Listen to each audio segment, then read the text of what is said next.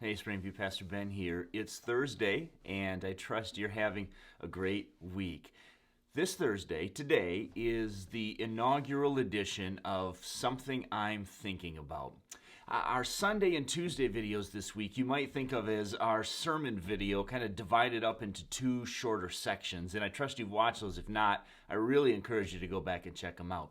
Today, I want to talk about something I've been thinking about with you. And the thing I want to talk about is family.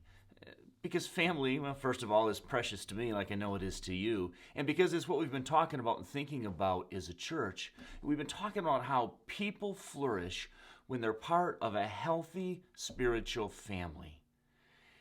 It's so important. And I want to think with you for just a minute today about why that's such a big deal.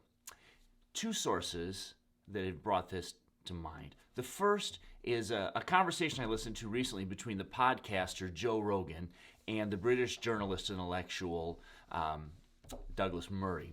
And in this conversation, they were talking about all the social unrest and trouble and conflict that's cropping up in America around politics and race and all sorts of issues, and particularly places like that area in Seattle that was blocked off from the police, and of course Portland being probably the greatest example. And as Murray and Rogan were talking, Murray talked about how he said you've seen the mugshots from Portland, from the people that get arrested. He goes, these are lost souls. These are people who have lost their way, who live rough and difficult and terrible lives. And Rogan agreed, and he said, it's remarkable. He said, you give these people baseball bats and bullhorns and all this sort of stuff, and they come together, he said, and it's like they have a family. In the midst of violence and trouble and difficulty, they've come together, and what they found is not so much a cause as it is a family, a sense of meaning, a sense of we're making history here, even though to most of us it looks like they're making more trouble than they are history. But they found, Rogan says, a kind of family. But people need that.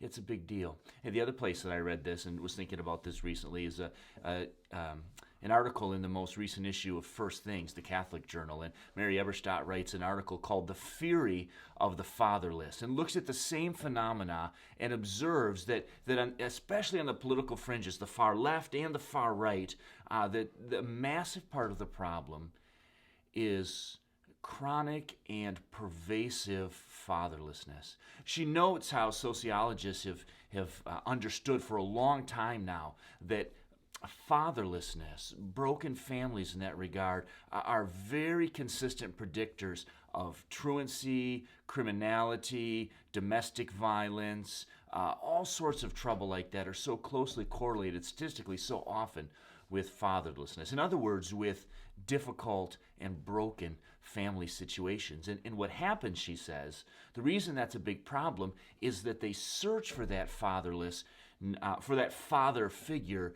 in substitutes that are often toxic. She talks about how the murder epidemic and the murder problem is largely a family problem because it's largely gang related, and gangs become a substitute kind of family, place of connection, meaning, and purpose for people. Fascinating articles. I'll link to that article in the episode notes here. I encourage you to check it out if you have a chance. Here's why that's interesting to me and important, I think, for us. We might think about, as a church, the importance of being a healthy spiritual family where people can flourish. We might think about that in regard to us. We might think of it in terms of just imagine what it could do for me, what it could do for my kids, what it could do for our friendships if we were that kind of healthy spiritual family. And it's true, and it's important. But the need's actually bigger than just for us.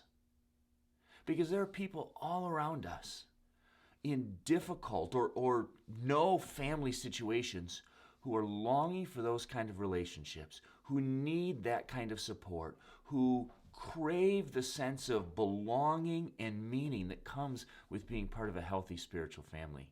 We need to promote a healthy spiritual family here, a healthy spiritual family, not just for us, but for the world around us too.